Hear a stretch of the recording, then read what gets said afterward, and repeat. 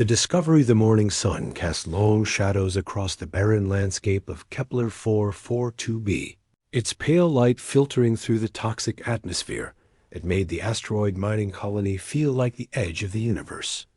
Dr. Maya Chun adjusted her environmental suit and stepped out of her research station, her boots crunching on the crystalline surface that had once been the pride of the Terran Mining Consortium. That was before the war started, before the Zephyrians came with their sleek ships and plasma weapons, turning peaceful mining operations into battlefields. Maya had been a xenobiologist before the conflict began, fascinated by the possibility of alien life forms. Now she served as both researcher and field medic for the skeleton crew that maintained the early warning systems on this forgotten rock. The irony wasn't lost on her that she finally had her chance to study alien life, but only as she treated the wounds they inflicted on human soldiers. The communication array crackled to life as she made her morning rounds. Static filled the air, interrupted by fragments of distress signals from various sectors. The war had been raging for 3 years now, ever since first contact had gone catastrophically wrong. The Zephyrians, a warrior race from the Vega system, had misinterpreted humanity's peaceful overtures as signs of weakness. What followed was a brutal campaign that had cost millions of lives on both sides.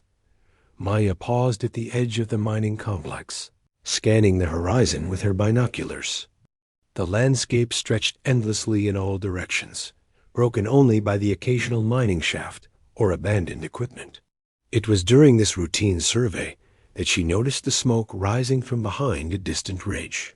Her heart skipped a beat as she recognized the distinctive green tint of Zephyrian engine exhaust. She grabbed her medical kit, an emergency beacon, then jumped into her all-terrain vehicle.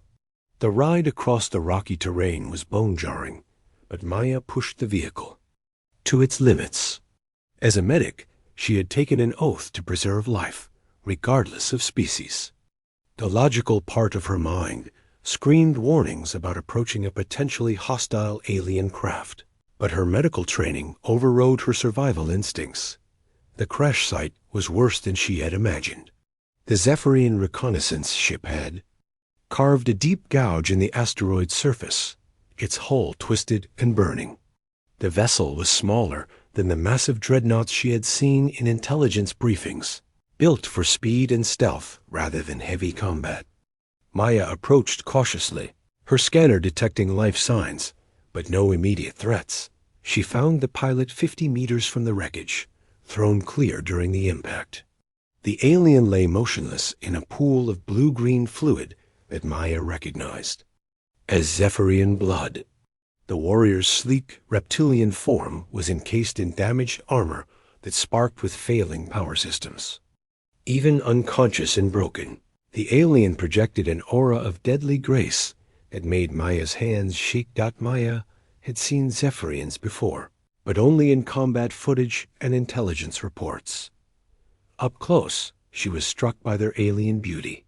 The warriors.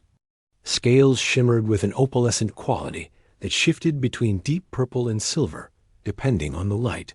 Their limbs were longer and more slender than human proportions, built for speed and agility. The face was angular and predatory, with large, golden eyes that remained closed in unconsciousness. The alien's breathing was shallow and irregular, a clear sign of internal injuries. Maya's medical scanner revealed extensive damage to the warriors' respiratory system, as well as several broken bones and severe lacerations. Without immediate treatment, the alien would die within hours. Maya stood frozen for a moment, torn between her medical oath and the knowledge that this creature had likely killed human soldiers. She thought of her colleagues who had died in Zephyrian raids, of the peaceful mining colonies that had been reduced to rubble.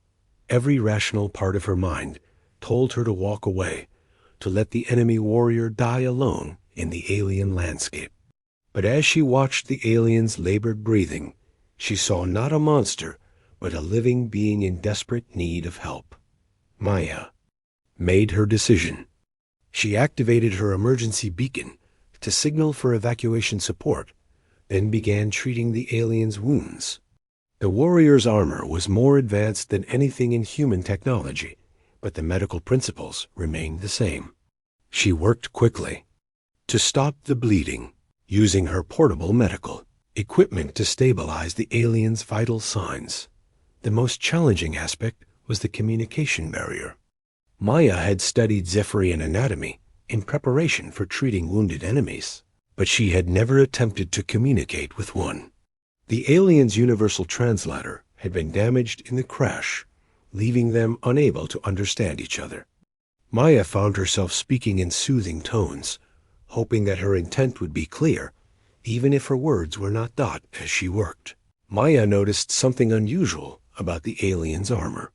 Unlike the standard Zephyrian military equipment she had seen, in intelligence reports, this warrior's gear bore different markings. The symbols were unfamiliar, suggesting that this soldier might be from a different faction or unit. The discovery raised new questions about the alien's presence on the asteroid. Hours passed as Maya fought to save the alien's life. She used every technique in her medical training, adapting human procedures to alien physiology. The warrior's breathing gradually stabilized, and the bleeding stopped. Maya allowed herself a moment of satisfaction, knowing that she had prevented a death, regardless of the political implications. As the alien began to regain consciousness, Maya found herself face to face with eyes that held intelligence and wariness. In equal measure, the warrior tried to speak, but only managed weak sounds that Maya couldn't interpret. She held up her hands in what she hoped was a universal gesture of peace, speaking slowly and clearly. "I'm a doctor," Maya said, pointing to herself and then to her medical equipment. "I helped you. You're safe now." The alien studied her for a long moment, those golden eyes taking in every detail of her appearance and equipment. There was no immediate hostility, which Maya took as a positive sign. Instead, the warrior seemed confused by the situation, as if trying to understand why a human would risk everything to save an enemy. Maya's communication device suddenly crackled to life.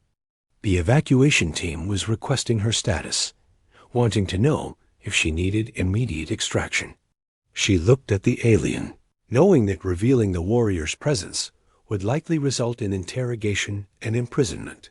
The weight of her decision pressed down on her as she considered her options. The alien seemed to understand the significance of the moment. Despite their inability to communicate verbally, there was an unspoken understanding between them. Maya was risking her career, possibly her life, by helping an enemy soldier. The warrior's expression shifted from wariness to something that might have been gratitude. Maya made her second crucial decision of the day.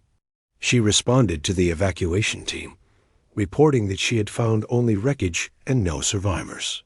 The lie came easily, justified by her medical oath and a growing sense that this alien was different from the ruthless warriors she had heard about in military briefings. Asterisk. As the sun began to set over the desolate landscape, Maya helped the alien to her feet. The warrior was weak but mobile, capable of walking with assistance. Maya knew that they couldn't stay at the crash site, as human patrols would eventually investigate the wreckage. She guided the alien toward her research station, hoping that her small medical facility would be adequate for the recovery process. The journey back to the station was slow and careful. Maya supported the alien's weight, noting how the warrior's natural grace persisted even while injured.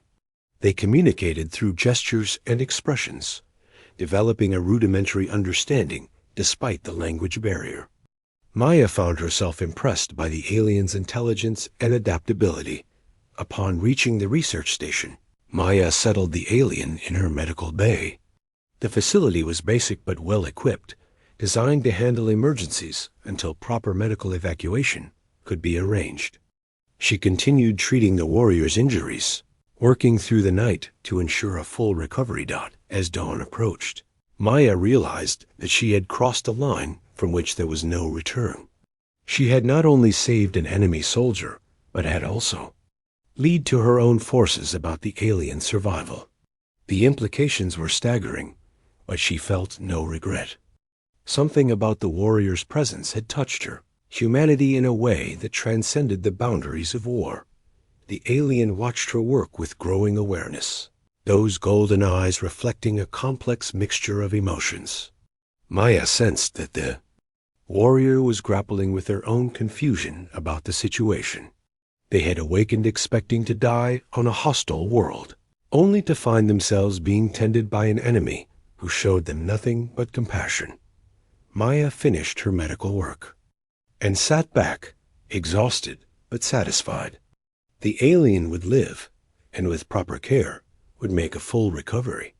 She had fulfilled her oath as a healer, but she had also embarked on a journey that would challenge everything she thought she knew about the war and the nature of her enemies. The on 3 days had passed since Maya brought the injured Zephyrian warrior to her research station. The alien's recovery was remarkable, demonstrating the resilience that made their species such formidable opponents.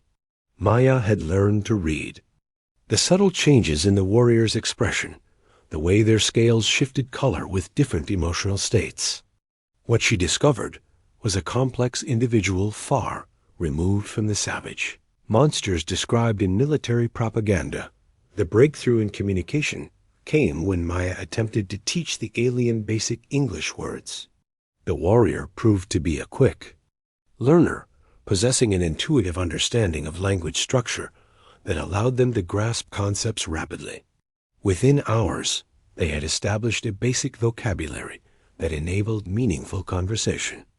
"My name is Veltar," the alien said, their voice carrying a melodic quality that Maya found surprisingly pleasant. "I am of the Crimson Talon unit, though I serve them no longer." Maya's heart skipped a beat at the mention of the Crimson Talon. They were among the most feared Zephyrian units, known for their ruthless efficiency and devastating raids on human colonies. The fact that she had been treating one of their warriors added new layers of complexity to an already impossible situation. "Why were you fleeing from your own forces?"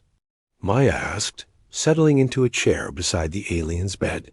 Over the past few days, she had found herself increasingly drawn to these conversations, fascinated by the glimpse into an alien mind. Veltar's scales darkened to a deep purple, which Maya had learned indicated sadness or regret. "I discovered something that my commanders wished to keep hidden, a plan that would result in the deaths of millions of innocent beings, both human and Zephyrian. When I attempted to report it to higher authorities, I was marked for elimination." Maya leaned forward, her scientific curiosity overriding her caution. "What kind of plan?" "A biological weapon," Veltar replied, their voice barely above a whisper. "My unit discovered a pathogen that targets the respiratory systems of multiple species. And military leadership intends to deploy it against human colonies, but they failed to consider the potential for cross-species transmission. The weapon would eventually spread to Zephyrian populations as well. The implications were staggering. Maya had specialized in xenobiology, and she understood the devastating potential of such a weapon. "You tried to stop them?" "I tried to expose the truth," Veltar said, their golden eyes meeting Maya's gaze. "In Zephyrian society, questioning military authority is considered treason. When I persisted in my efforts to warn others, I was labeled a defector and targeted for assassination." Maya felt a chill run down her spine. The warrior she had saved was not just an enemy combatant, but a potential ally in preventing a catastrophe that would affect both species. "The crash wasn't an accident, was it?" "No," Veltar confirmed. "My own unit was ordered to eliminate me. I managed to escape in a reconnaissance ship, but they pursued me here. The crash was the result of weapons. Fire from my former comrades." Maya stood and began pacing, her mind racing with the implications. Do you have proof of this biological weapon program? Veltar gestured toward the remains of their damaged armor. The data core in my suit contains detailed intelligence about the project, including deployment schedules and target locations. However, the encryption is biometric, requiring my living presence to access. Then you're not just a refugee, Maya realized. You're potentially the key to stopping a genocide. Perhaps, Veltar said, their scales shifting to a lighter hue that Maya had learned indicated hope. But only if I can find someone willing to listen to the testimony of a defector. Maya was quiet for a long minute, considering her options. She could contact her superiors and turn Veltar over to human authorities, but the warrior's information would likely be dismissed as enemy propaganda. Alternatively, she could help Veltar reach someone in a position to act on the intelligence. But that would require her to become a full accomplice in harboring an enemy combatant. There's a research facility on Mars, Maya said finally. The Xenobiological Defense Initiative. They're developing countermeasures against biological weapons. If anyone would take your information seriously, it would be them. Veltar's expression brightened. You would help me reach them? I would help you save lives, Maya corrected. Both human and Zephyrian. That's what doctors do. Over the following days, Maya worked to prepare for their escape from the mining station. She couldn't simply abandon her post without raising suspicions, so she created a cover story about conducting field research in the Outer Rim territories. The plan was risky, but it was their only chance to get Veltar's intelligence to someone who could act on it. During this time, Maya found herself spending more time in conversation with the alien warrior. Veltar proved to be remarkably intelligent and thoughtful, possessing a perspective on the war that challenged many of Maya's assumptions. They discussed philosophy, science, and the nature of conflict between species. Maya discovered that Zephyrian society was far more complex than human intelligence had suggested, with their own internal struggles and moral debates. In my culture, we have a concept called Velthara, Veltar explained during one of their evening conversations. It translates roughly to the courage to stand alone for what is right. It is considered the highest virtue a warrior can possess. It sounds like what we call moral courage, Maya replied.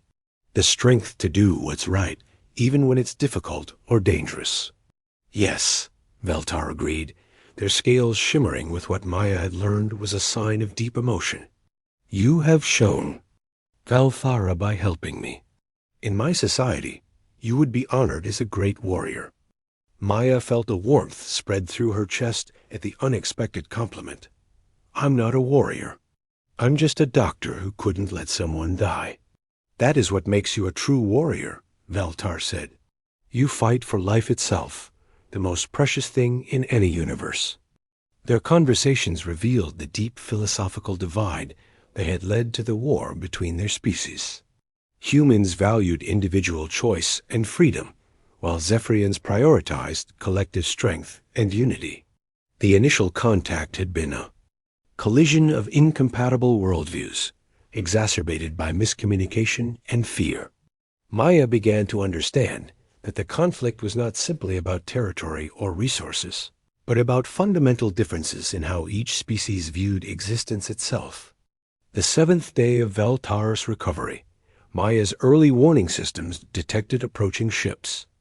The signatures were unmistakably Zephyrian, likely a search party looking for their missing warrior. Maya's heart raced as she realized they had run out of time. They've found us, she announced, rushing into the medical bay where Veltar was testing their recovered mobility. The alien warrior's expression hardened, their scales shifting to the battle-ready silver that Maya had learned to recognize. You must leave immediately. If they find you here with me, they will kill you without hesitation. I'm not leaving you, Maya said firmly. We're in this together now. Veltar moved toward the window, their enhanced senses detecting the approaching ships before Maya's equipment could provide detailed readings. There are 3 vessels, likely a full hunting squad. They will not capture me alive, and they will eliminate any witnesses. Maya felt a cold determination settle over her. Then we fight. You are not a warrior, Veltar protested, even as they began checking their recovered weapons. Today I am, Maya replied, sealing her environmental suit and grabbing her emergency. Weapons. You said I showed Velthara by helping you. Well, I'm showing it again by standing with you. The battle that followed was unlike anything Maya had ever experienced. The Zephyrian hunting squad attacked with clinical precision, their advanced weapons tearing through the research station's defenses. Maya found herself fighting alongside Veltar, their combined skills creating an effective partnership despite their different backgrounds. Veltar moved with deadly grace, their warrior training evident in every action. They protected Maya while she used her knowledge of the station's layout to set up defensive positions and create tactical advantages. Maya discovered that her medical training translated surprisingly well to combat situations, her understanding of anatomy making her surprisingly effective with a weapon. The turning point came when Maya managed to overload the station's power core, creating a massive explosion that disabled 2 of the attacking ships. The 3rd vessel retreated, but not before sending a final barrage that collapsed part of the station's underground structure. In the aftermath, Maya and Veltar found themselves trapped in the lower levels of the facility. The alien warrior had been wounded again, and Maya worked frantically to treat their injuries while planning their escape. They had survived the immediate threat, but they were still stranded on a hostile world with limited resources. The transport. Ship in Bay 7, Maya said, finishing her treatment of Veltar's wounds. It's designed for long-range travel. If we can reach it, we might be able to get to Mars. Veltar nodded, their trust in Maya complete. Then we go together, as allies. As they prepared to leave the ruined research station, Maya reflected on how much had changed in the past week. She had started as a xenobiologist studying alien life from a distance, but now she was risking everything to save not just one alien life, but potentially millions of lives from both species. The war had brought her face to face with the enemy, only to discover that the true enemy was ignorance and fear. The journey ahead would be dangerous, with both human and Zephyrian forces likely to view them as traitors. But Maya felt no regret about her choices. She had discovered something more valuable than scientific knowledge or military intelligence. She had found proof that understanding and cooperation were possible between species, even in the midst of war. As they made their way toward the transport ship, Veltar walking steadily beside her, Maya realized that they were no longer just doctor and patient, or even human and alien. They were partners in a mission that transcended the boundaries of species and politics. They were fighting for the future of both their peoples, armed with nothing but the truth and the courage to stand together against overwhelming odds. The stars above them seemed to shine brighter as they stepped into the transport ship, beginning a journey that would either save millions of lives or cost them everything. But Maya knew that whatever happened next, she had chosen the path of Velthara, the courage to stand alone for what is right. And she was no longer standing alone. Asterisk.